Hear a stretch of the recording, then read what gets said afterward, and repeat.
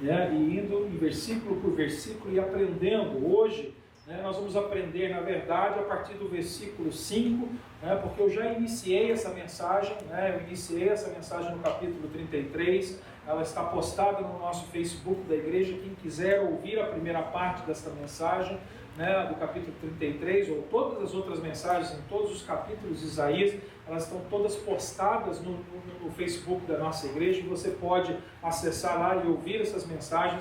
Mas há um mês atrás, quando eu ministrei pela última vez no livro de Isaías, né, depois eu falei aos homens durante quase um mês, né, eu iniciei essa mensagem e eu cheguei até o versículo 4. Nós aprendemos algumas coisas. Eu vou fazer uma pequena recapitulação, né, porque muitos irmãos talvez não se lembrem, né, a maioria de nós nem lembra, né, o que a gente aprendeu na semana passada, né, ou no dia anterior, na verdade.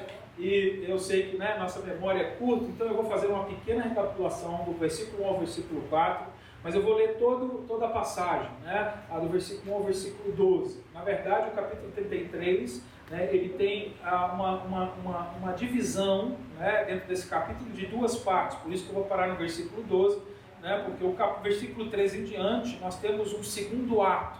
Na verdade, a gente pode dizer aqui, né, no capítulo 33, é como se Deus estivesse, através de Isaías, trazendo uma revelação, né, trazendo uma mensagem para a nação de Israel, né, que tinha um cunho imediato para a situação que estava acontecendo naquele momento, mas também tinha um cunho futuro. Estava falando do futuro escatológico que Deus tem preparado para a nação de Israel. E ali a gente viu que também aquelas coisas, apesar de serem, né, faladas para a nação de Israel, elas se aplicam também para mim e para você que não somos Israel, né? A não ser que você se chame Israel. Mas, estou brincando, mas essa mensagem ela tem princípios práticos para toda a igreja, para todas as pessoas. Nós vamos aprender com esses princípios e vamos entender o porquê que Deus falou essas coisas também com a nação de Israel, dentro do contexto histórico da passagem, dentro do contexto histórico da profecia de Isaías. Ali Isaías, ele também, como, vamos dizer assim, um grande evangelista do Velho Testamento, e eu já disse para os irmãos, né, que, na verdade, o livro de Isaías ele é considerado como o quinto evangelho, né, pelos estudiosos, né, porque, na verdade, Isaías foi um dos profetas que mais falou a respeito da vida de Jesus Cristo, que mais profetizou a respeito da vida de Jesus Cristo, e o Evangelho é isso. Um Evangelho é um livro que foi escrito para contar, né, a respeito da história da vida e da mensagem do nosso Senhor Jesus Cristo. E Isaías faz isso, por isso a gente pode considerar um livro evangelístico, né, um quinto Evangelho que está no Velho Testamento, que foi dado a Isaías para preparar o povo de Israel para ter um encontro com Jesus Cristo quando Jesus chegasse. Né? A gente conhece já a história, porque muitas coisas que ele profetizou já se cumpriram, e a gente sabe que parte da profecia é que eles, por causa da dureza do coração deles, eles seriam cegados e eles não conseguiriam, na maioria, né, eu estou falando de uma maneira generalizada, como uma nação, eles na maioria das vezes eles não conseguiriam enxergar que Jesus já veio. E é por isso que até hoje nós temos que evangelizar os judeus, porque ninguém ganha o céu por ser judeu. A gente só pode entrar no céu por meio de Jesus Cristo. Ele é o caminho, a verdade e a vida. Não existem dois caminhos. Deus não preparou um caminho no Velho Testamento e outro caminho no Novo Testamento. Ele preparou um único caminho que ele vem revelando desde o Velho até o Novo. E ninguém entra no céu sem Jesus, inclusive o judeu. O judeu precisava crer em Deus, mesmo não conhecendo a pessoa de Jesus, porque quando Jesus viesse e aqueles que já haviam partido, mas creram, estavam justificados pela fé, e pela justiça da fé receberiam a salvação através da obra de Jesus Cristo. Como eu disse, ninguém entra no céu sem Jesus Cristo. E hoje em dia, que Jesus já está revelado, um judeu precisa ouvir do Evangelho de Jesus Cristo para ser salvo. E é por isso que nós temos que evangelizar todas as raças e todos os povos, inclusive os judeus. Hoje em dia parece que tem uma mentalidade no meio da igreja de que o judeu é uma pessoa mais especial, uma pessoa mais abençoada. Não, sem dúvida, Deus trouxe uma bênção sobre a vida de um judeu. Eu tenho descendência judia, eu não sou judeu, eu sou brasileiro. Eu tenho a descendência, por parte do meu pai, judia, mas isso não me garante nada, não me traz nenhum privilégio, por eu ter uma descendência judia. Pelo contrário, trouxe muito mais dificuldade, né? Pelo contrário, é muito mais difícil para o judeu hoje chegar a Jesus Cristo do que a qualquer outra pessoa no mundo. Por quê? Porque quando Jesus veio e chegou para eles, eles rejeitaram Jesus. E é por isso que Deus, na sua misericórdia, não desistiu deles, porque Deus nunca desiste, nunca volta atrás nas suas promessas. Ele faz uma promessa para o futuro, para um tempo escatológico, onde ele vai voltar a lidar com a nação de Israel de uma maneira bem específica, né, para que eles ouçam a mensagem, se convertam dos seus maus caminhos e se voltem para o Senhor Jesus. Eles podem fazer isso hoje, nós temos que pregar para os judeus. Como quando eu tenho oportunidade, eu prego para o judeu, para que ele conheça Jesus Cristo. Mas ele só vai entrar no céu se ele receber Jesus. Ele não vai entrar no céu por ser judeu. Isso é importante a gente entender, porque parece, né, que a igreja está fazendo o caminho inverso. Né? Muitas igrejas estão, né, trazendo o judaísmo para dentro da igreja, como se aquilo fosse trazer uma bênção especial sobre a nossa vida. E eu quero dizer uma coisa para você. Paulo falou sobre isso. Ele falou sobre isso com Timóteo, ele falou sobre isso em outras cartas, avisando, olha, cuidado com essas pessoas que estão tentando judaizar as igrejas, porque senão vocês vão fazer o caminho reverso, e no fim, aqueles que Deus abriu os olhos, vão ficar cegos também. Então, às vezes a gente acha que é muita vantagem tocar chofar no culto, vestir, né, uma vestimenta, usar a estrela de Davi, e eu alerto os irmãos, cuidado, porque Deus julgou com juízo duro a nação de Israel, né, pela rejeição, pelo pecado deles, e trouxe um Salvador para que eles pudessem ser salvos. Eles rejeitaram o Salvador, e por causa dessa rejeição eles foram cegados, e hoje é muito difícil que eles cheguem ao Deus. E é por isso que Deus preparou um tempo específico, numa época da história da humanidade, para voltar a lidar com essa nação. E até lá, ele trouxe a igreja, ele levantou aqueles que não eram, para se tornar os que são, que somos nós, que somos um enxerto, né? Um enxerto naquela vide, que é Jesus Cristo, que nós não somos originais, nós somos um enxerto, então nós também temos que cuidar, e é isso que a gente está aprendendo aqui. E a gente vê aqui no capítulo 33 uma palavra de misericórdia de Deus, porque até o capítulo 32, né, quando nós começamos no capítulo 27, até o 32, Deus falou a respeito de um monte de juízo, um monte de dificuldade. Aqui ele vai falar também, mas aqui a intenção dele não é enfocar o juízo que viria, e sim a misericórdia que vai vir seguindo o juízo. E Deus desiste daquele na qual ele tem um plano na vida dele. Ele não desiste, ele não desiste. Mesmo que você resista, ele não desiste de você. E é uma palavra de misericórdia. Então a palavra diz assim, versículo 1 ao versículo 12.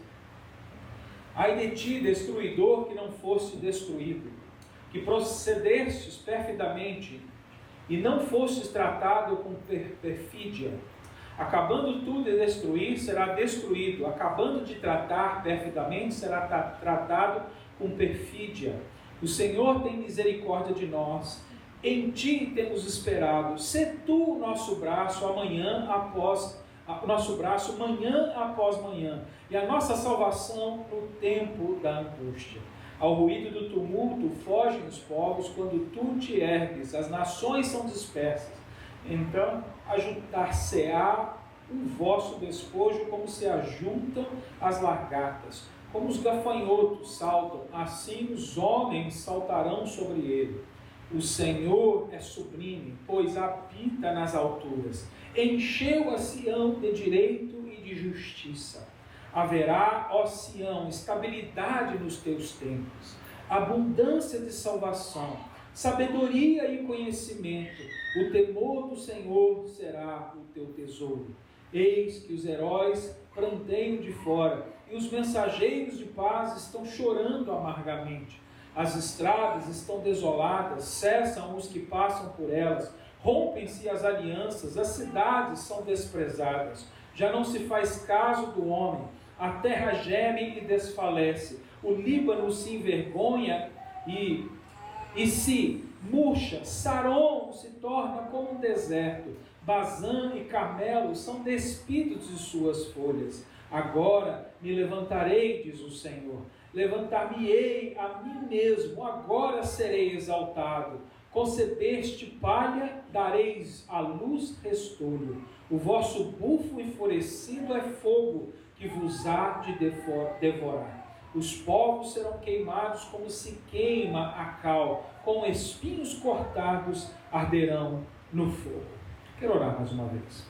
Pai, em nome de Jesus, diante da Tua palavra, agora eu peço que o Senhor traga, Senhor, a paz aos nossos corações e a presença do Espírito Santo de Deus, para que, ouvindo, Senhor, esta mensagem, nós venhamos apenas ouvir a voz do pastor Max, mas sim a voz de Deus. Nós possamos ouvir a voz do Espírito nesta manhã. Porque, Senhor, eu posso até ministrar uma mensagem eloquente hoje aqui, falar, Senhor, de coisas interessantes, mas eu não tenho o poder de mudar a vida de ninguém, mas Tu tens. Por isso, hoje, não confiando na minha mensagem, mas na Tua mensagem, porque o Senhor falará aos nossos corações, que o Espírito Santo venha convencer o homem do pecado, da justiça e do juízo, para que, crendo, Senhor, sejamos salvos, para que, continuando a crer, sejamos edificados, Senhor, para que sejamos consolados, fortalecidos na nossa fé. Senhor, obrigado pela vida de cada pessoa que aqui hoje está, e eu te peço, Senhor, abra os nossos corações e o nosso entendimento, para que o Senhor fale conosco e a nossa vida seja transformada em nome de Jesus. Amém. Como eu disse, eu vou fazer uma pequena recapitulação dentro dos primeiros 4 versículos. Eu, quando comecei essa mensagem, eu comecei mostrando para os irmãos, que do versículo 1 ao versículo 6, ele fala de julgamento e libertação.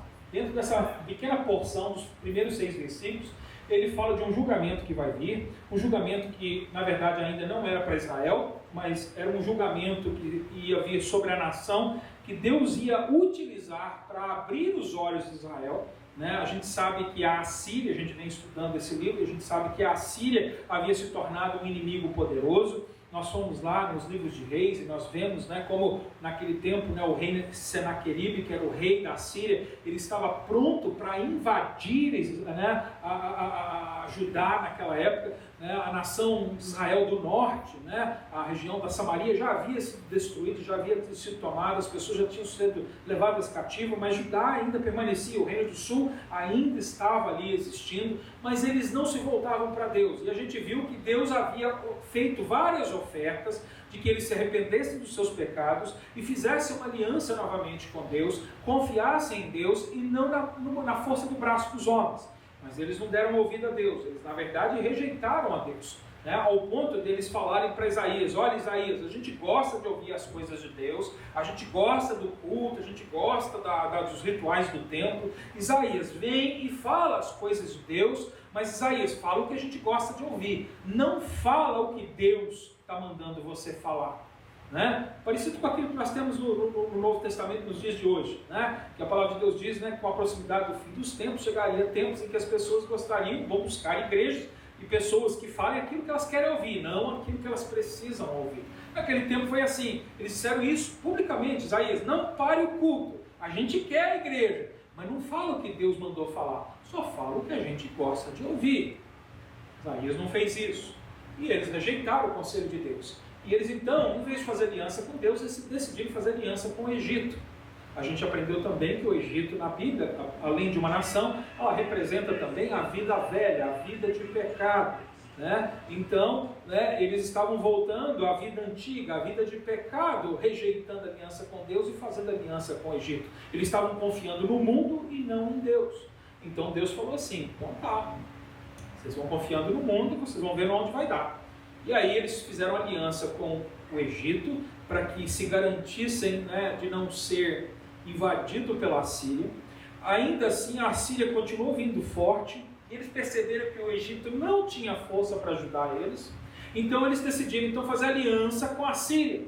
Nós vimos isso também nos primeiros 4 versículos. Eles fizeram uma aliança com a Síria, eles entregaram todo o ouro que eles tinham, inclusive tiveram que arrancar o ouro e a prata que estavam nas portas, que estavam nas molduras, nas coisas do templo, eles tiveram que retirar para pagar a propina, para manter a paz. Mas chega um momento que esse amigo, né, que esse aliado, na verdade, que, né, representa o inimigo, ele não é amigo, ele é inimigo e ele é traidor. Por isso que o versículo 1 chama ele de pérfido. E Deus fala, olha, você que é pérfido, eu vou destruir o destruidor, porque eles vinham para destruir, mas Deus está prometendo proteger Israel e fala assim, o destruidor vai vir para destruir vocês, mas eu não vou deixar. Eu vou destruir o destruidor. É assim que ele começa o versículo 1. Eu vou destruir o destruidor. Eles pensam que vão destruir vocês, mas quando chegar próximo, eu não vou deixar eles nem vir à entrada. E a gente viu aqui que isso aconteceu, né? Que quando eles estavam se preparando para sair do local em que eles estavam, para ir em direção a Judá, para invadir Judá, Deus causou uma confusão muito grande no meio do campo deles, eles começaram a morrer e começaram a se matar, e ali eles fugiram, e o rei Senaqueribe, quando viu aquela situação, falou, o negócio ficou ruim, né? Se você se lembra, o Senaqueribe, ele falou, né, a respeito de Deus, falou mal a respeito de Deus, né? Ele zombou a Deus, ele blasfemou contra Deus, Deus ouviu o que ele estava falando, e Deus falou, olha, você vai correr pelo mesmo caminho que você veio, você vai voltar, e quando você chegar na sua casa, você vai morrer. E a gente descobriu, lá no livro de 2 Reis, que quando ele chegou em casa, os próprios filhos mataram o pai. Exatamente o que Deus havia prometido. Ele destruiu o destruidor, que a gente vê no versículo 1. Né? Então é assim, o inimigo ele é infiel, o mundo é infiel, ele promete muitas coisas para você, o que a gente aprendeu, ele faz muitas promessas boas para você, mas é só para te enganar, porque ele é pérfido. Pérfido significa desonesto, infiel, é assim. Então ele só te engana porque ele tem um objetivo por detrás disso. O objetivo dele é destruir você. O mundo, Satanás, o sistema mundial não quer o seu bem. Você vê na mídia as pessoas falando, né, de tolerância, as pessoas falando de aceitação. Isso tudo é mentira, porque vem de um sistema mundial. É enganação. Na verdade, o que eles estão querendo não é tolerância, o que eles estão querendo não é unidade, o que eles estão querendo é que vocês aceitem o que eles proclamam, o que eles querem, porque o dia que você disser, olha, eu não concordo com isso, não há nenhuma tolerância no mundo com você, ele vai te destruir. Ele vai te destruir. Porque os tolerantes só são tolerantes com aqueles que toleram o que eles querem. É assim. Essa é a preocupação deles. Então nós vimos isso. No versículo 2 a gente vê que Isaías ora e faz um pedido de misericórdia a Deus diante da situação, porque mais tarde aqui nessa passagem ele também fala do juízo que vai vir sobre Israel, que apesar de Israel nesse momento aqui, depois que Isaías ora, e a gente vê que Deus responde as nossas orações, eu falei para os irmãos isso, a gente aprende que Deus sempre responde as nossas orações, né? Ele fez aqui súplica por misericórdia, súplica por força, por perseverança, ele fez aqui oração, né? Súplica pela salvação, né? Ele pediu, né? Isaías fez isso no versículo 2 e Deus respondeu essa oração. E nós vemos que o rei Ezequias, que era o rei de Israel naquela época, que estava com seu coração duro a respeito das coisas de Deus e não ouvia os conselhos de Deus, passa a ouvir. E o próprio rei chama os seus ministros, a liderança do seu governo, e manda todo mundo entrar em oração, e ele ora, ele se humilha, ele veste roupa de saco, e ele ora a Deus. Você vê, mas aí ele orou e Deus respondeu como? Mudando o coração do rei. Né? É assim, por isso que a Bíblia ensina a gente a orar pelos governantes da terra, querido. Né? Eu posso não concordar com o presidente que eu tenho, eu posso não concordar com os governantes que estão sobre a minha vida, querido. Eu posso não concordar, não ter votado no partido político dele, e nunca votar no partido político deles, mas ainda assim a Bíblia diz que eu devo orar para que me vá bem. Porque Deus pode mudar o coração do governo. Como ele mudou o coração desse homem ímpio que era Ezequias. Apesar de judeu era ímpio, descrente, não obedecia, rejeitava a palavra de Deus, e Deus mudou o coração dele, ele ora. Lógico que aqui a gente percebe, né, que na primeira instância a mudança dele foi bem rápida, que ele viu que o que Deus tinha prometido que ia acontecer e eles iam sofrer, então ele primeiro, na verdade, se humilhou por medo, mas mais tarde, quando ele foi se entregando a Deus, ele foi tendo uma mudança mais espiritual na vida dele. né? Nós vemos isso, Deus pode transformar o homem, Deus responde essa oração. Então ele responde essa oração, né? Nós aprendemos isso lá em 2 Reis, capítulo 19, se você depois quiser ler em casa, eu não vou ler, é uma passagem grande, você pode ver tudo isso acontecendo, a resposta de oração de Isaías mudando o coração do rei. E quando o rei ora e pede misericórdia a Deus, Deus dá misericórdia. Porque Deus não rejeita o coração contrito e quebrantado. Quando a gente se humilha, quando a gente busca Deus com o coração contrito e quebrantado, mesmo que a gente não mereça, Deus responde e age com misericórdia. Ele é um Deus de compaixão, um Deus de misericórdia, mas é um Deus de justiça e de verdade. Ele vai proteger a nação naquele tempo, mas aquela nação ainda vai receber juízo. Os dias se tornariam dias difíceis, mas Deus não ia deixar que eles fossem destruídos pela nação da Síria. Deus daria ainda mais 100 anos de misericórdia para aquela nação. E por mais 100 anos, Deus continuaria falando através de outros profetas para que eles se voltassem dos seus pecados e que eles continuassem abençoados na sua nação. E a gente já conhece o fim da história, na verdade. Depois da terceira ou quarta vez que Deus dá misericórdia para eles, eles não se arrependem, eles continuam no pecado, então Deus levanta a Babilônia. E dessa vez Deus permite a Babilônia vir, destruir Jerusalém e levar o povo cativo. E aqui nessa passagem ele vai falar sobre isso, porque Deus conhece o coração do homem. Ele dá oportunidade, ele é longânimo, ele espera, ele é misericordioso, ele tem amor. Mas se nós não nos voltarmos com arrependimento no nosso coração, Ele vai dar o que a gente merece. E uma das coisas que eu preguei da última vez que eu falei aqui a respeito desse capítulo é que se alguém está orando pedindo o que merece, está pedindo bobagem. Por quê? Porque se você estiver pedindo o que você merece, a Bíblia diz que você deve morrer. Porque o salário do pecado é a morte. E é isso que nós merecemos. O que a gente deve orar é: Senhor, não dá segundo eu mereço, dá-me segundo a tua graça, o que eu não mereço. E então Deus pode nos dar a vida, porque nós não merecemos a vida, mas no amor de Deus, enquanto ainda éramos pecadores, Ele nos amou, nos proporcionando um meio para a nossa salvação e para a vida eterna. E esse meio é Jesus Cristo. Amém? Então é isso que ele mostra para a gente. No versículo 3 e 4, só para a gente encerrar, né, essa recapitulação, a gente vê Deus respondendo essa oração, né, a gente vê Ele mostrando esse juízo que vem como resposta de oração. Ele traz o tumulto, versículo 3 diz isso, né, sobre a nação da Síria. Eles se dispersam, porque quando Deus age e ele se levanta contra o inimigo se dispersa, né? O inimigo perde o rumo, perde a direção, e o inimigo é destruído. E eu lembrei a igreja, na última vez que eu preguei também, de João capítulo 10, versículo 12, onde Jesus ensina que, infelizmente, em meio à igreja, se levantariam muitos falsos pastores, né? Aqueles líderes que se levantariam no meio da igreja, na verdade, não com o intuito de preservar as ovelhas, de cuidar das ovelhas, mas simplesmente de, né, usufruir do que elas têm para oferecer. Né? São os ladrões, né? São os lobos em pele de ovelha.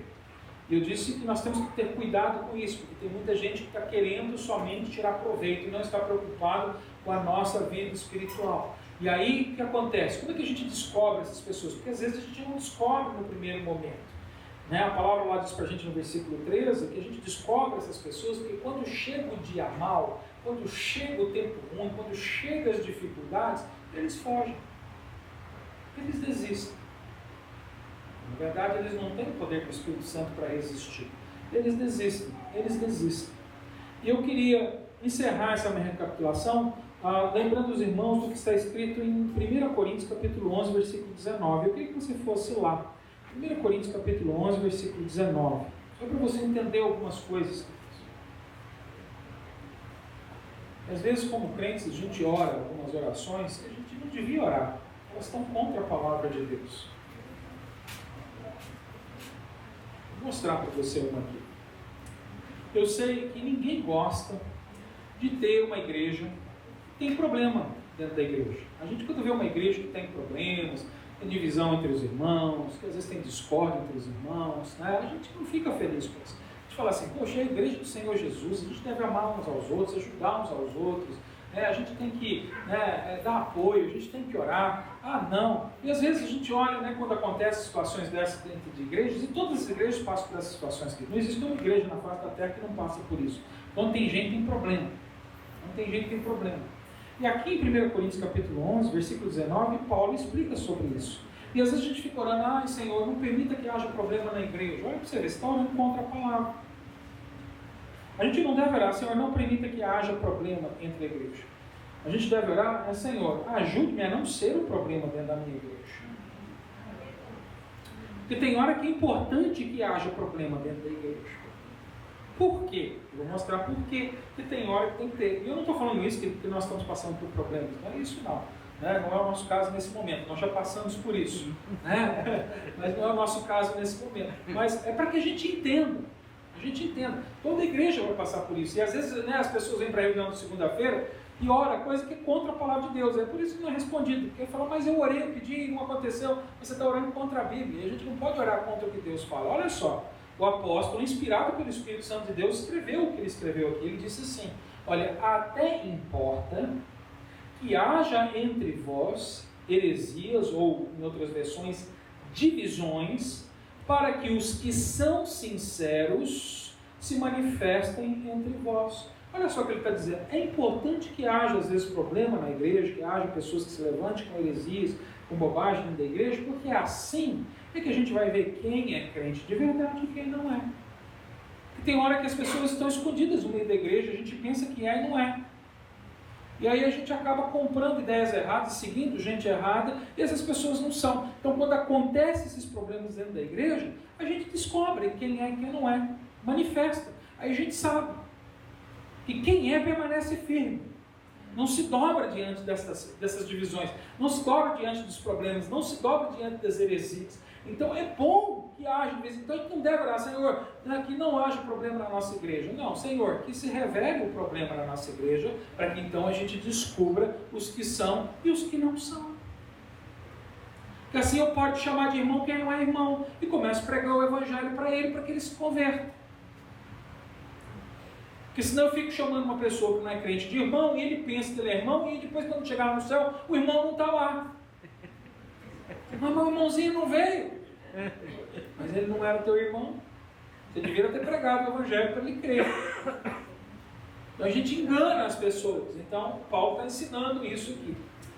Então com isso eu entro agora no versículo 5 e 6, que tem tudo a ver com o que nós vamos aprender agora. Por isso que eu entrei nessa passagem. Tá? Então, vamos lá, versículos 5 e 6.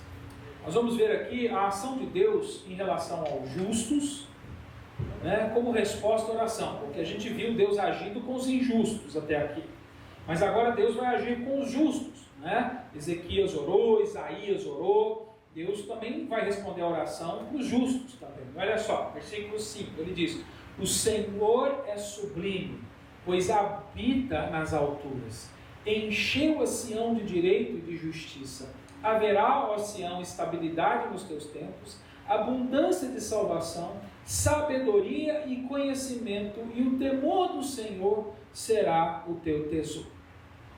É interessante que hoje em dia as pessoas elas estão rapidamente rejeitando a ideia de juízo de Deus como um ato de bondade. E eu quero dizer para os irmãos que quando Deus age com juízo, Ele não está sendo mau. Deus não está trazendo um castigo. Deus está trazendo uma correção. Quando Deus age com juízo, Ele está derramando da sua bondade. Entenda uma coisa, querido, Deus não pode ir contra a sua própria natureza. E na natureza de Deus, a gente aprende que Deus é o quê? Deus é bom. Quando? A gente até brinca, né? O tempo todo o tempo. Né? A gente fala assim, e essa é a realidade. Né? Então, Deus ele é bom o tempo todo todo o tempo. O que isso quer dizer? Essa é a natureza dele. Se ele é bom, pode ele agir contra a sua natureza? Não. Se ele agisse contra a sua natureza, ele seria capaz então de cometer maldades. Mas ele não é capaz de agir contra a sua natureza. Então, quando Deus está derramando o seu juízo, ele não está fazendo maldade com as pessoas. Ele está agindo com bondade, porque ele não vai contra a sua natureza. E a gente tem feito isso com Deus. A gente acha que quando vem os tempos difíceis, quando vem os juízos, quando vem as dificuldades, quando vem o sofrimento sobre a nossa vida, é que Deus está de mal da gente, que Deus já não quer mais a gente, que Deus já não tem mais amor pela humanidade, que Deus já desistiu das pessoas que estão sofrendo. Não, pelo contrário, Ele está dando uma oportunidade para mostrar o seu amor, para levar essas pessoas a reconhecer o seu lugar e o lugar de Deus na vida delas. Ele está agindo com bondade para abrir os olhos. Então, hoje em dia, infelizmente, a igreja não gosta mais dessas coisas, não aceita essa ideia. Não, é impossível, Deus não agiria com juízo, Deus não permitiria essas coisas acontecerem, porque Deus é bom. Ser bom, querida, não é ser bonzinho, é agir com bondade. É muito diferente. Tem gente que é boazinha, e em vez de ajudar e de ficar vendo uma pessoa com a sua bondade, fere. Porque aquele pai bonzinho que nunca repreende o seu filho, está criando um delinquente. Um amigo que quer ser muito amigo bonzinho, que só fala coisas boas para o amigo, quando vê o amigo numa situação que precisa ser corrigido e não fala nada, ele não é amigo coisa nenhuma, porque ele não tem amor nenhum pela vida daquela pessoa. Eu tinha um amigo que falava isso para mim. Ele falava assim, a gente é muito amigo até hoje. Meus filhos conheceram ele, sério. E ele falava assim, se algum dia eu chegar aqui e eu tiver com mau hálito, você me fala. Porque a gente, quando está com mau hálito, a gente não sente, né? Mas aí a gente chega perto dos outros, os outros sentem.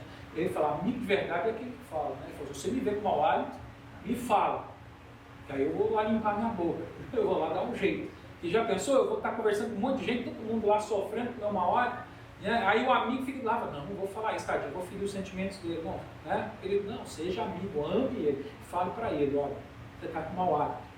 Você está entendendo, Estou usando uma figura aqui só para apresentar. Você vê uma pessoa que a Bíblia fala, você vê um irmão no pecado, vai ter com ele.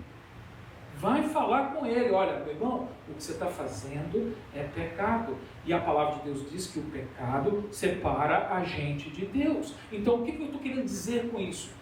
Aprendendo com o que Deus está falando aqui com a nação de Israel. É que hoje nós estamos vivendo um tempo, como Israel estava vivendo naquele tempo, em que a gente não aceitava mais a disciplina. A igreja hoje em dia não aceita disciplina mais. Os irmãos não aceitam disciplina. Se o pastor chama um irmão para conversar com ele, para tirar ele do pecado, para abrir os olhos dele, para sair de uma vida que ele está vivendo, de um hábito que ele está vivendo, que é pecaminoso, separa ele de Deus, o irmão fica com raiva, sai da igreja e vai para outra igreja.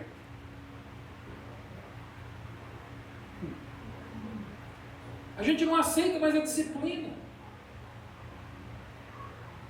Vocês pais têm experiência com isso. Quando nossos filhos chegam na adolescência, eles estão se tornando gente, eles estão pensando, eles são seres pensantes e a gente deve respeitar isso. Então eles vão argumentar, faz parte. Mas eles, por causa ainda da imaturidade, porque eles estão aprendendo, estão pensando, mas ainda são imaturos, muitas vezes eles vão fazer isso. Você vai disciplinar e ele rejeita a disciplina. A imaturidade faz isso. Aí a gente resiste à disciplina. Aí tem hora que a gente tem que ser mais firme. Falar, te respeito, eu sei que você é um ser pensante, que você tem sentimentos, que você diz isso, mas eu estou vendo um erro, e esse erro precisa ser corrigido. E não simplesmente, deixa para lá. É o amor.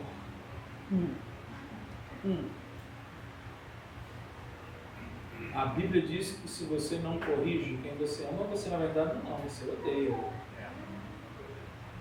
E filho a gente corrige. Se a gente não corrige, é porque a gente considera ele um bastardo. É o que a palavra diz. Então hoje em dia a igreja vem rejeitando. E aqui ele diz, o Senhor ele é soberano, ele é sublime. Essa palavra sublime está dizendo isso. Ele é soberano. Se ele é soberano, quando Ele quer fazer a disciplina, quando Ele quer trazer o juízo, não é uma coisa ruim, é uma coisa boa.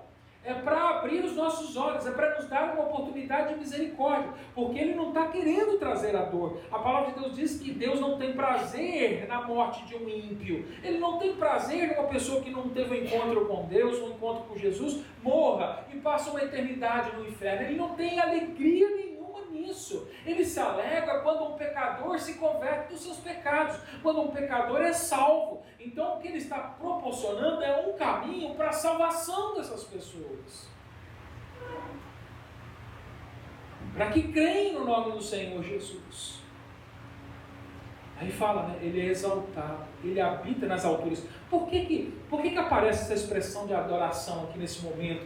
É para mostrar para o povo de Israel o lugar de Deus. O povo tinha esquecido, as pessoas estavam tratando Deus como se Ele fosse apenas mais um daqueles deuses que eles tinham nas prateleiras, mais um santinho que estava lá, né, lá na casa deles, lá em cima de uma prateleira empoeirada. Eles estavam tratando Deus como se Deus fosse um amiguinho, né? Porque quando ele estava em problema, né, ou como o pai, ou como a mãe, né, eu não ouço meu pai e minha mãe, quando eu entro em problema eu corro lá, pai, né, eu sou seu filho, né, lembra de mim, né, perdoa.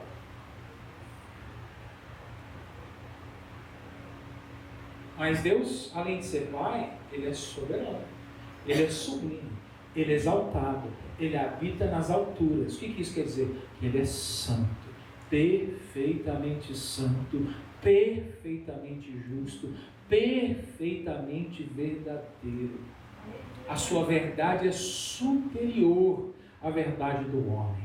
A verdade de Deus, ela é mais alta, ela é totalmente verdadeira em relação à verdade deste mundo, que muitas vezes é falsa e é mentira.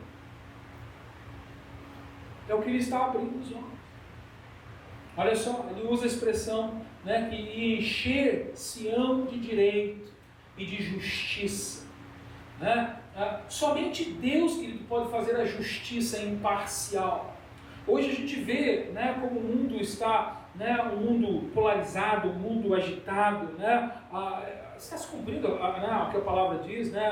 Nós estamos vivendo tempos onde o amor de muitos esfriariam, as pessoas estão se afastando de Deus e a gente vê isso, e por causa disso a gente tem visto o crescimento da injustiça social, da injustiça trabalhista, né? A gente tem visto a injustiça no mundo, as coisas têm sido tomadas, né, pelo poder do dinheiro, pela ganância, pelo egoísmo, as coisas são terríveis, mas Ele está dizendo assim, mas um dia, olha, Sião vai estar cheio do direito e da justiça, e não é da justiça do homem, não é da justiça do juiz, do sistema judiciário de uma nação. Ele não está falando disso, Ele está falando de uma justiça perfeita, uma justiça que vem do alto, exaltado, do sublime Deus. Ele é perfeito, Ele nunca falha, Ele nunca é imparcial nas suas decisões. Nesse mundo as pessoas são imparciais, aliás, as coisas vão ficar exatamente o oposto, porque a justiça vai se tornar tão injusta que ela vai condenar, segundo as Escrituras diz pra gente, ela vai condenar o certo e vai dizer que o errado é que está certo.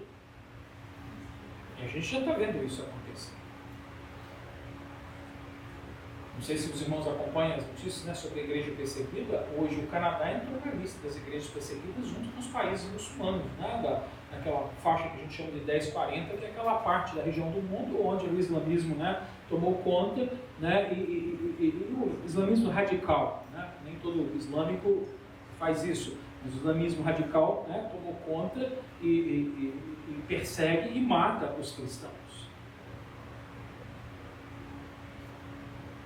O Canadá está hoje aí, um país do lado, civilizado, país rico, país considerado país de primeiro mundo. Está perseguindo e prendendo as pessoas, prendendo os crentes que manifestam a sua fé, que pregam o Evangelho. Hoje você não pode, acho que chegar cerca de, acho que 1 milha de um centro de aborto e pregar o Evangelho e falar para alguém que essa pessoa não deveria fazer o aborto daquela criança. Se você fizer isso dentro de um raio de 1 milha, você vai preso. No Brasil, né, agora também, né, eles chamam de crime de homofobia, né, recebeu o mesmo peso da lei do que o racismo, e são coisas completamente diferentes, né? Porque racismo é pecado, homofobia também é, mas o que eles hoje consideram homofobia, que não é homofobia, que é simplesmente você não concordar com as ideias de outro grupo. Então, se você não concorda com a ideia de um grupo, eu te considero homofóbico hoje. Você tem que aceitar a ideia dele. Você não deve desrespeitar as pessoas, está certíssimo. A lei deve proteger mesmo. Deve respeitar qualquer pessoa que tenha qualquer ideia. Ela tem a liberdade de pensar o que ela quer. Mas hoje em dia o Brasil está tratando assim na lei. É a mesma coisa. Não sei se você sabe que no Brasil o racismo é um crime inafiançável e imprescritível. Quer dizer, se você cometeu hoje, quando você tinha 10 anos de idade, e você tiver com 70 anos e alguém te denunciar, você ainda pode ser julgado, processado e preso. Porque nunca prescreve. Tudo isso está acontecendo, o mundo está virando, por quê? Porque é isso que eles querem fazer. Eles querem impedir a igreja de pregar o evangelho. Então, hoje, pregar o evangelho está sendo considerado um ato de homofobia. Eles não conseguiram ainda chegar lá, mas estão chegando. É assim, querido. A gente já sabe que é assim que começa. Começa devagarinho, um pouquinho aqui, um pouquinho ali, daqui a pouco a gente já está lá. E aí é assim. Se for preso, não tem fiança. Se você falou hoje, daqui 100 anos eles podem vir contra você e ainda te colocar na cadeia. Tudo que eu prego está gravado no Facebook, pode ser usado contra mim agora. Tudo que você fala em público e ficou gravado, ou alguém é testemunha, avisa aí que a gente ainda não acabou o culto.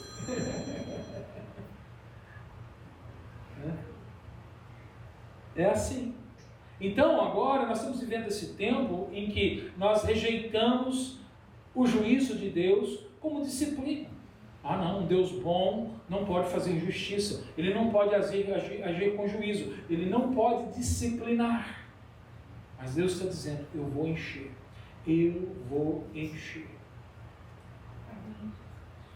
Olha o versículo 6. E haverá, ó Sião, estabilidade nos teus tempos. Olha a promessa de misericórdia que Ele faz. Eu pergunto para os irmãos, há alguma estabilidade em Israel nos dias de hoje? O que vocês respondem? Não tem. Tem algum lugar no mundo que tem estabilidade? Não tem lugar nenhum no mundo hoje estável. Não há.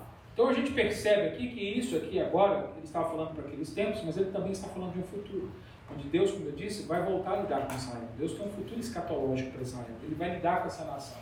E ele diz que no momento certo, nos tempos, né, ou seja, nos tempos em que ele vai, aqui quando ele fala essa expressão, né, nos teus tempos, ou seja, nos tempos em que ele vai lidar com Israel, ele então vai produzir isso. Isso vai acontecer quando? Quando se levantar o anticristo. Isso é o que vai acontecer no período de 7 anos da tribulação, né, quando a igreja for retirada da terra, depois que Jesus levar a igreja, fizer, né, o arrebatamento da igreja, a igreja sair da terra, Deus então vai voltar a lidar com a nação de Israel como uma nação novamente. Ele tem um plano a cumprir. Durante esse período, Deus vai abençoá-los tremendamente, vai trazer a justiça justa. Por quê? Porque quem vai estar governando o mundo é o anticristo. E o anticristo, ele vai mostrar ser o quê? Aquilo que a gente leu no versículo 1. Pérfido, enganador. Ele vai parecer ser o salvador do mundo. Ele parece que veio para resolver o problema de todo mundo. Mas ele vai se revelar na metade da tribulação e vai mostrar que, na verdade, ele não veio para nada disso. Ele veio para matar, roubar e destruir.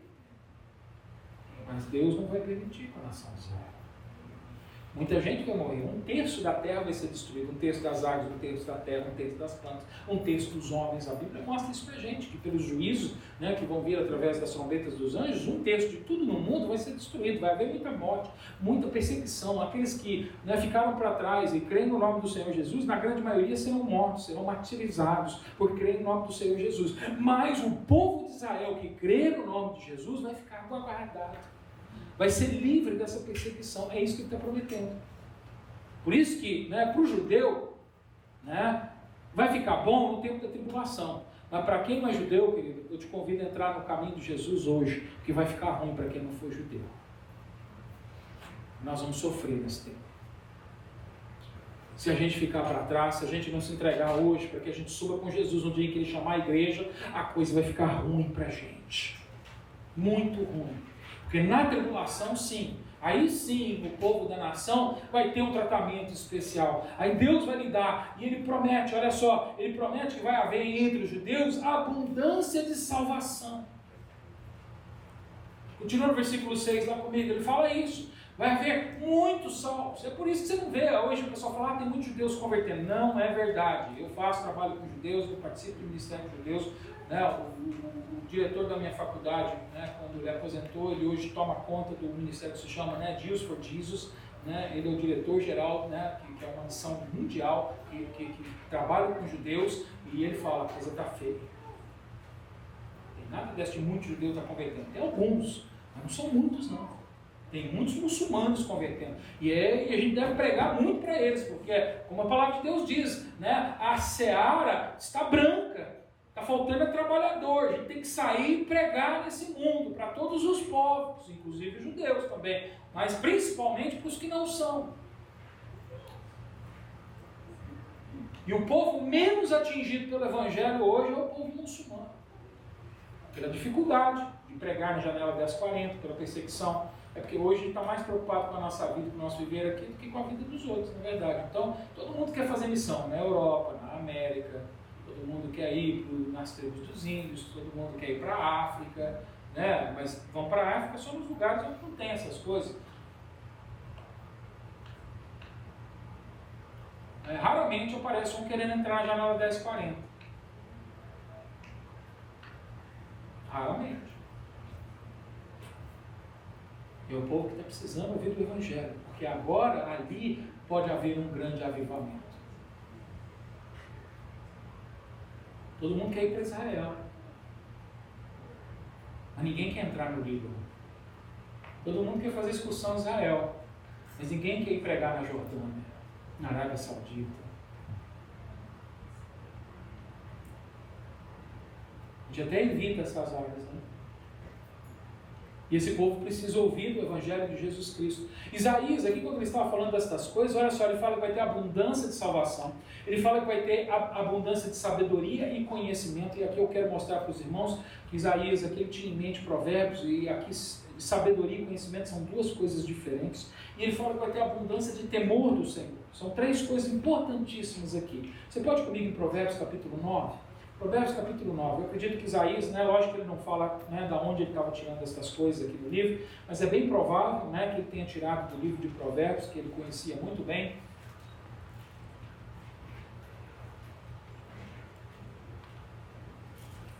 Provérbios capítulo 9. Eu vou ler alguns provérbios, você pode deixar no livro, eu vou ler alguns com os irmãos, depois eu vou lá em Provérbios 30. A gente vai ver aqui que esses provérbios mostram para a gente que existe uma distinção importante entre sabedoria e conhecimento. Uma diferença, uma distinção que é importante a gente entender, que uma coisa não é igual à outra. Sabedoria tem um propósito e conhecimento tem outro propósito. Olha só, Provérbios 9, versículo 10 diz assim: o temor do Senhor é o princípio da sabedoria, e o conhecimento do santo é prudência. Então aqui ele já fez distinção entre os dois. Ele já mostrou que uma coisa é uma coisa e outra coisa é outra coisa. Eu sempre falo isso para os irmãos. Uma coisa é uma coisa, outra coisa é outra coisa. E é aqui.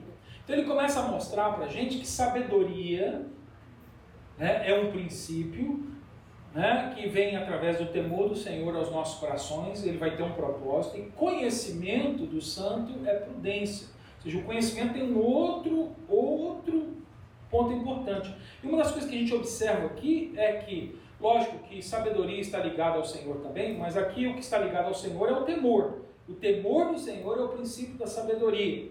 Então é o temor que está ligado ao Senhor, não à sabedoria. Apesar de Deus ser a sabedoria, Ele sabe todas as coisas. Mas aqui Ele está falando para mostrar para a gente a diferença. Mas o conhecimento aqui, Ele ligou ao Senhor. Conhecimento do Santo. E aqui está S maiúsculo. Porque Ele não está falando das coisas santas. Ele está falando de Deus, do Santíssimo. E é isso que vai ser prudência para a nossa vida. Vai agora no Provérbios capítulo 30, para você entender. Provérbios capítulo 30.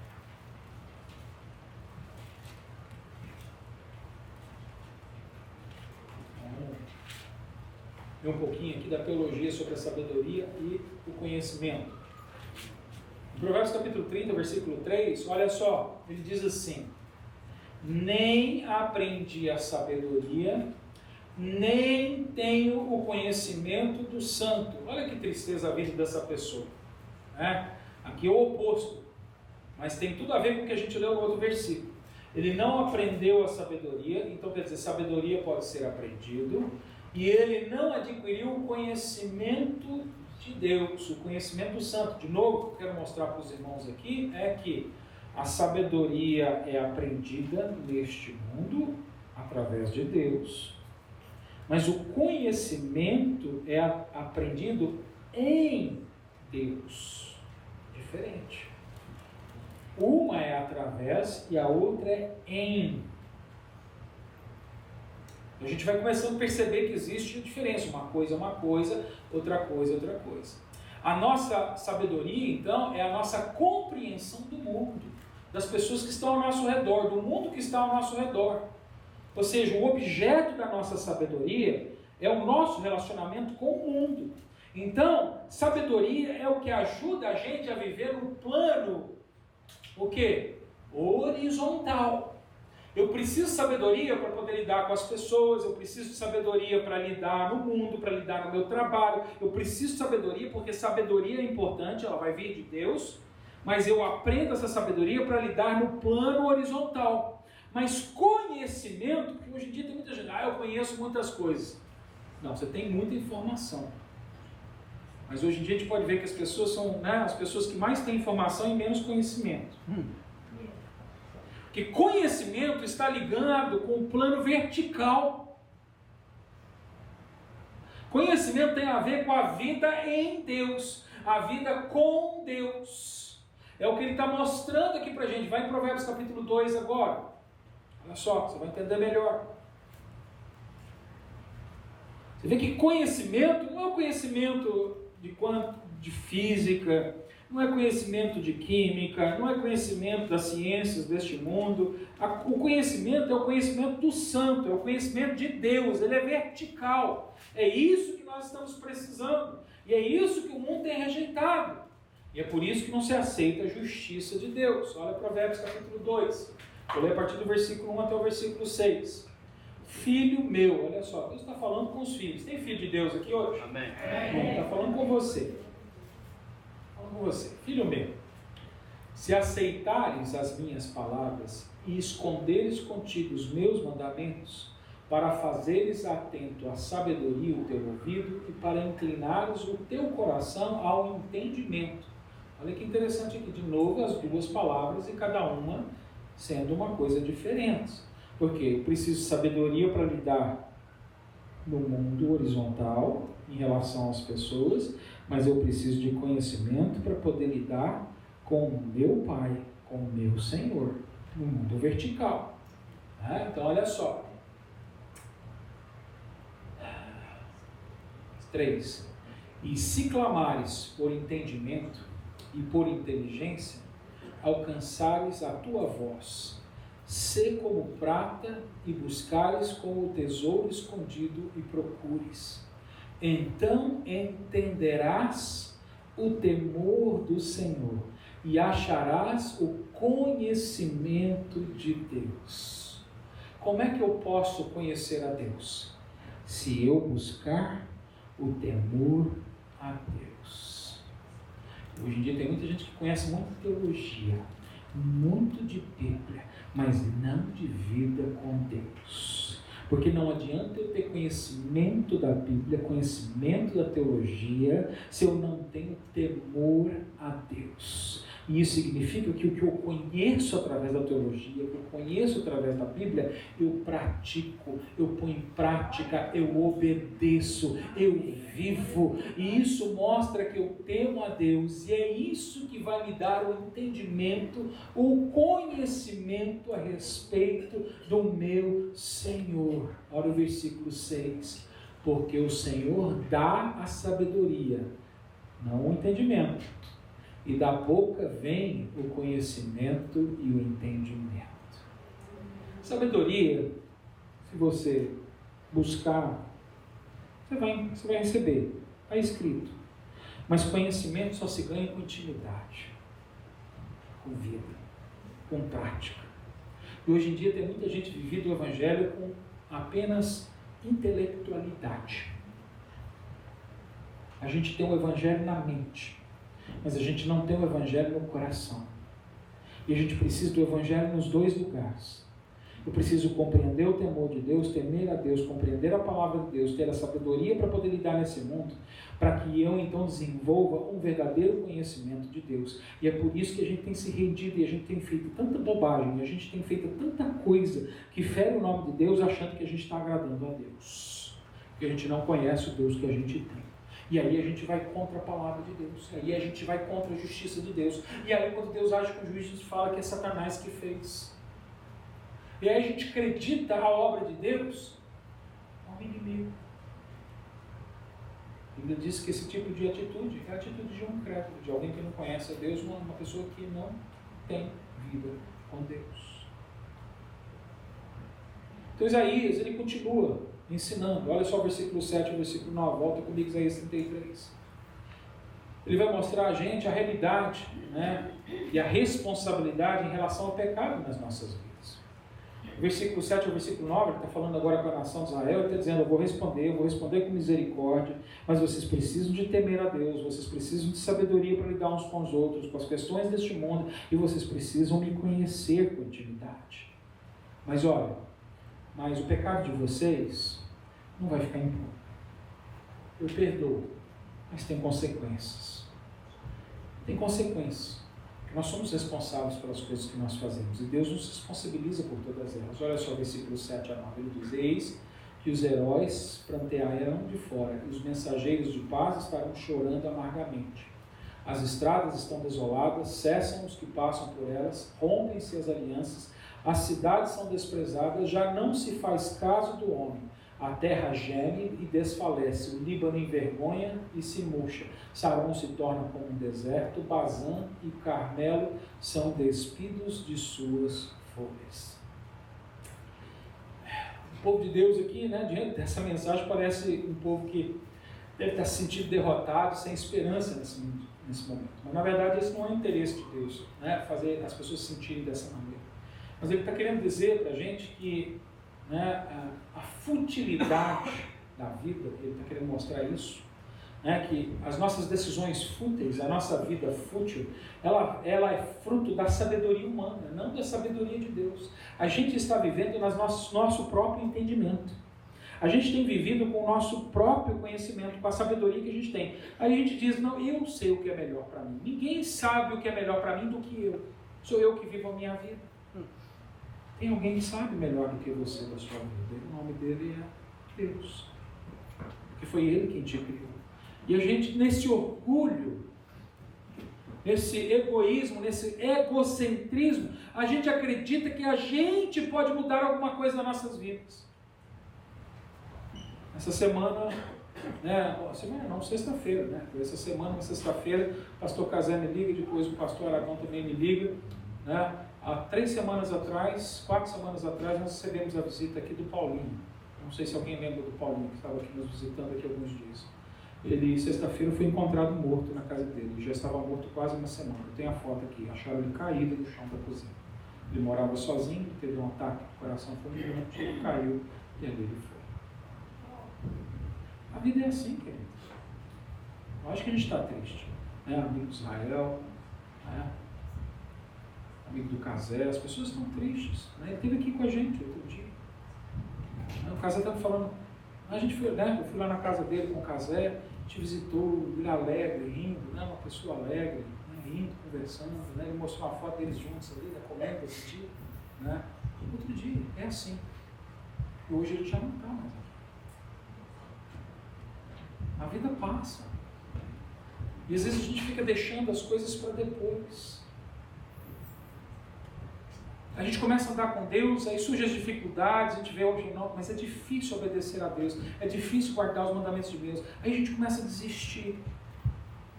Aí Deus de vez em quando dá uns sustos na gente e vem mostrar quem é Ele. Sublime, alto, exaltado, soberano. E aí, A vida nos passa num momento. Davizinho ficou em coma agora há alguns dias, né? Aí o Davizinho que estava aqui no nosso meio, alegre, brincando, quem vai pensar? Quanto tempo ele ficou? 2 semanas em coma? 2 semanas. Por causa de uma pneumonia, né? E quase foi. É assim. A gente tem que realizar. A mensagem do Evangelho, querido, não é brincadeira. É para abrir os nossos olhos, é a misericórdia de Deus. Quando Deus nos chama a nos entregar e a deixar o pecado, Ele não é aquele cara que está querendo tirar a nossa alegria. Ah, não, Deus entrou para acabar com a nossa alegria, eu quero viver a vida, eu quero desfrutar da vida. Querido, Ele quer que você faça exatamente isso, que você vive a vida e desfrute da vida, mas não pela influência do pecado, porque a influência do pecado vai trazer um desfrute que vai trazer dor e morte eterna. Mas Ele quer te dar uma vida que vai te trazer desfrute e alegria diferente da do mundo, uma alegria que é eterna, que traz a vida eterna.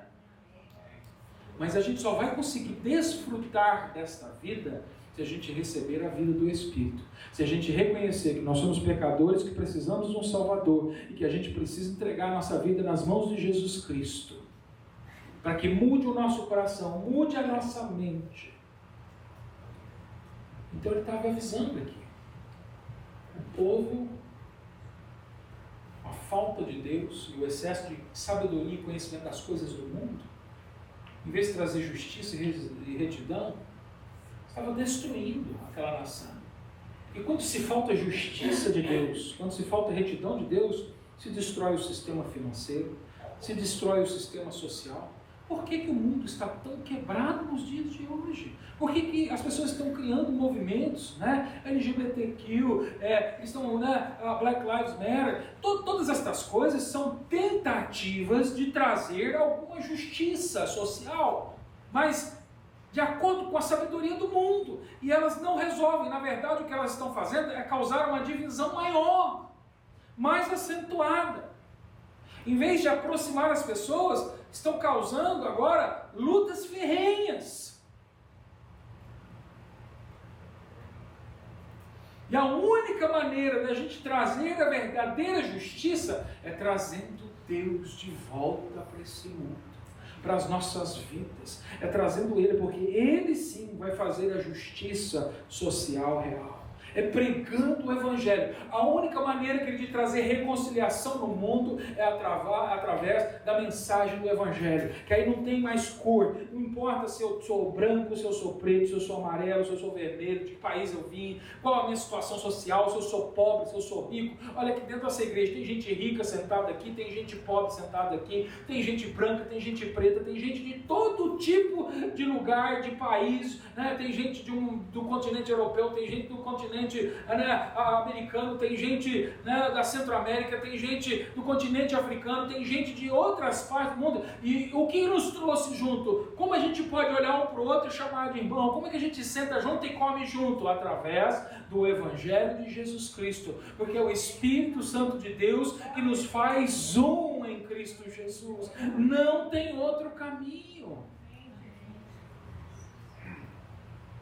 Eu não resolvo o problema de racismo na minha nação, no meu país ou na minha cidade, apoiando ONG. Eu resolvo esse problema pregando o Evangelho. É assim que a gente resolve. Provérbios 11, de 2 a 4, diz assim: vindo a sabedoria virá também a afronta, mas com os humildes está a sabedoria. A sinceridade dos sinceros os encaminhará, mas a perversidade dos desleais os destruirá. Não aproveitam as riquezas no dia da ira, mas a justiça livra da morte. Olha só, o povo de Israel, queria lutar, arrumar inimigo, vencer a guerra, derrotar o inimigo e ir lá pegar o ouro e a prata. Deus está falando assim: olha, ouro, prata, essas coisas não têm valor nenhum para você. Nada disso. Sabe o que vale para você? É a minha justiça. A única coisa que pode ter valor no meio do povo de Deus é a justiça dele. É a justiça de Deus que nos livra da morte. E Jesus se fez justiça por nós. Para a gente encerrar, eu chego na última parte dessa passagem, do versículo 10 ao versículo 12. Ele vai mostrar agora que Deus, independente das circunstâncias, independente da situação dos homens, independente das pessoas se arrependerem ou não se arrependerem, das pessoas serem suas amigas ou serem suas inimigas, independente do que vai acontecer, independente de se nós estamos livres ou se nós estamos passando por juízo, Deus é glorificado. Deus é glorificado em tudo. Olha só, agora me levantarei, diz o Senhor. Levantar-te-me-ei a mim mesmo. Deus não precisa da gente para Ele ser glorificado. Se ninguém glorificar a Deus, Ele mesmo se glorifica. Agora serei exaltado. Concebestes palha, darei luz a restolho. O vosso bufo enfurecido é fogo que vos há de devorar. Os povos serão queimados como se queima cal, como espinho cortados arderão no fogo. Olha só, ele está mostrando a realidade. Querido, se você me ouvir, eu vou ser exaltado. Se você não me ouvir, eu vou me exaltar. Eu sempre vou ser exaltado. Se você gerar através da sua vida palha, sabe o que você vai dar à luz?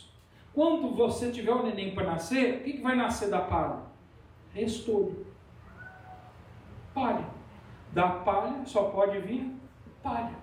E ele está dizendo, olha, e quando a palha chegar, porque Deus passa tudo pelo seu fogo, o fogo da justiça, Deus tem um tribunal, e ele vai passar tudo, ele vai passar por fogo da justiça dele. E se o que você fez, o que você viveu, o que você produziu foi palha, vai o quê? Queimar.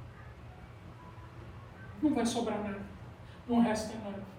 E se não restar nada, Deus será exaltado. Porque Deus não precisa da gente para que Ele seja exaltado. Ele exalta a si mesmo. Porque Ele é sublime, Ele é alto, Ele é exaltado. Que bom é quando a gente pode ser um instrumento para a exaltação de Deus. Que maravilha é quando eu e você podemos nos tornar um motivo de exaltação a Deus, um motivo de glória a Deus. Mas se nós não produzirmos isso, ainda assim, Deus vai ser exaltado, porque Ele é Deus. E Deus não precisa de ninguém para ser exaltado. Ele é exaltado. Não é o que Ele faz, não é o que a gente faz. Faz parte da sua essência, da sua natureza. Como Ele é amor, como Ele é bondade, como Ele é justiça, Ele é exaltado. Ele não está desexaltado em algum tempo. Ele é sempre exaltado. Sempre, sempre, sempre. E é por isso, querido, que nós devemos confiar nesse Deus. Essa última passagem, onde Isaías declara que Deus em tudo vai ser glorificado, é um alento para a nação de Israel, para que eles deixem o pecado. Para que a gente perceba a natureza perigosa de Deus. A natureza perigosa dos espinhos. Os espinhos aqui são uma referência aos inimigos de Deus, que querem nos roubar da glória de Deus. E querido, o pecado separa a gente de Deus e nos aproxima do inimigo. Só tem uma maneira da gente resolver isso, é com arrependimento. Eu não conheço muito bem a vida do Paulinho, eu conheci ele há pouco tempo. Eu conhecia ele, no tempo que eu trabalhei, ele trabalhava próximo de mim, a gente se conheceu assim, superficialmente, e nos últimos dias eu tive a oportunidade de conhecer um pouco mais. Eu não sei como era a vida do Paulinho, mas o Paulinho já não pode fazer mais nada. O tempo dele passou. Se ele criou o Senhor Jesus, ele hoje está com o Senhor Jesus. Mas se ele não creu, ele nunca mais terá essa oportunidade. Mas você que hoje está me ouvindo tem. Hoje é o dia, agora é a hora. E você ouvir a voz de Deus, se arrepender dos seus pecados e entregar a sua vida a Jesus Cristo. Pai, em nome de Jesus, eu oro que esta mensagem venha fazer morada nos nossos corações, que nós não venhamos rejeitar, Senhor, Pai querido, os teus juízos e a tua justiça. Porque, Senhor, o Senhor é bom, o Senhor é amor, mas o Senhor também é justiça e verdade. Senhor, Pai querido, e na sua justiça e na sua verdade se revela o teu amor e a tua bondade. Porque o Senhor não faz isso para nos condenar, e sim para nos salvar. O Senhor traz os seus juízos para abrir os nossos olhos, para que nós vejamos a seriedade, Senhor, da situação espiritual da humanidade, para que a gente se renda aos teus pés. Senhor, somos ninguém, e o Senhor sempre é exaltado. Por isso, Senhor, quebra o orgulho do nosso coração.